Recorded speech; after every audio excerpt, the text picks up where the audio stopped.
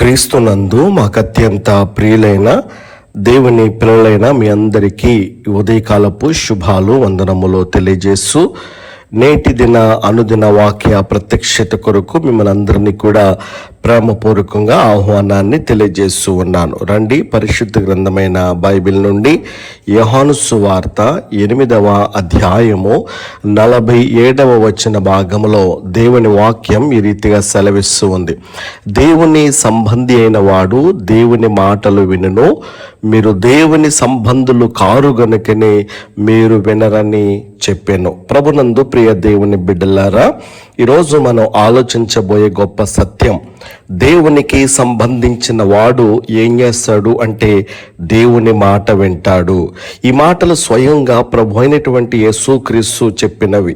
ఇది ఒక సాధారణ వాక్యం కాదు, ఇది మన ఆత్మీయ స్థితిని పరీక్షించే అద్దం వంటిది అనేటువంటి విషయాన్ని మనము గమనించాలి. దేవునికి సంబంధించిన వాడు అంటే ఎవరు? దేవునికి సంబంధించిన వాడు అనంటే దేవుని చిత్తాన్ని కోరుకునేవాడు, దేవునితో సంబంధాన్ని కలిగిన వాడు, పాపాన్ని విడిచి పరిశుద్ధతలో నడిచేవాడు దేవునికి సంబంధించిన మనిషి. అందుకనే యోహాను సువార్త 10:27లో యేసు ప్రభువు వారు చెప్పారు, నా గొర్రెలో నా స్వరము వినును అని. అంటే దేవునికి చెందిన వారికి ఆయన స్వరం అనేది పరిచయమై ఉంటుంది. వారికి దేవుని మాట కొత్తగా అనిపించదో అది వారికి జీవమవుతుంది అనే సత్యాన్ని మనం గ్రహించాలి.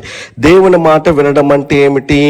దేవుని మాట వినడం అంటే కేవలం చెవులతో వినడం కాదు, హృదయంతో స్వీకరించడం, ఆచరించటం, జీవన విధానంగా మార్చుకోవటం. అందుకని యాకోబు 1:22లో మనం చదువుతూ ఉన్నప్పుడు, మాట విని మాత్రమే గాక దానిని ఆచరించు వారైగా మీరు ఉండాలి అని దేవుని వాక్యములు మనం చదువుతూ ఉన్నాం.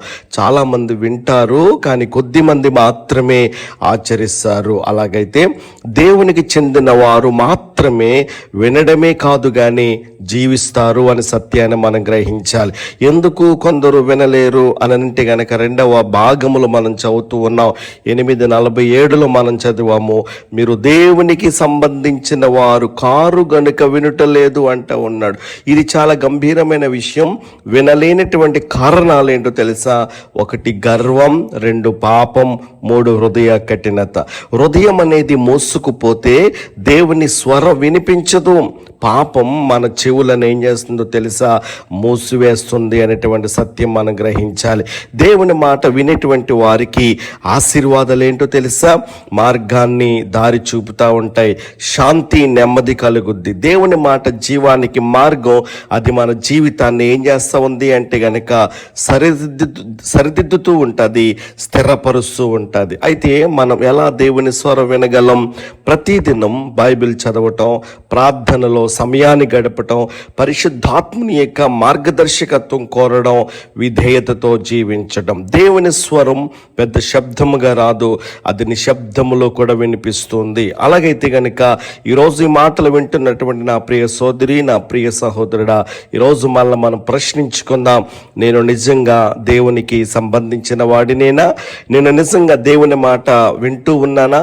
దేవునికి సంబంధించిన వాడు తప్పగా ఆయన మాట వింటాడు, వినేటువంటి వాడు మార్పు పొందుతాడు, మార్పు పొందేటువంటి వాడు ఆశీర్వాదాన్ని అనుభవిస్తాడు. అలాగైతే గనక ఈ రోజున నీవు ఇలా ప్రార్థించగలవా?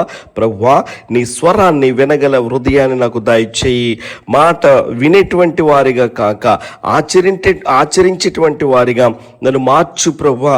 నీకు సంబంధించినటువంటి వారమై నీ చిత్తములో నడిచేటువంటి కృపను నాకు అనుగ్రహించు ప్రభువా అని ఈ దినాన నీవు ప్రార్థించగలిగినట్లయితే కృపగల దేవుడు నీ జీవితంలో అద్భుతాలు, ఆశ్చర్య కార్యాలు జరిగించడానికి, మేలులతో నీ హృదయాన్ని తృప్తిపరచడానికి, అడుగు వాటన్నిటికంటేనో ఊహించు వాటన్నిటికంటేనో గొప్ప కార్యాలు నీ జీవితంలో చేయడానికి ప్రభు ఇష్టపడుతూ ఉన్నాడు. కనుక ఆ రీతిగా దేవునికి సంబంధించిన వారిగా, దేవునికి సంపూర్ణమైనటువంటి విధేయతను కనపరిచే వారిగా ఉందాం. అలాంటి అనుభవాన్ని కృపగల దేవుడి ధనాన్ని మనందరికీ అనుగ్రహించును గాక. ఆమేన్.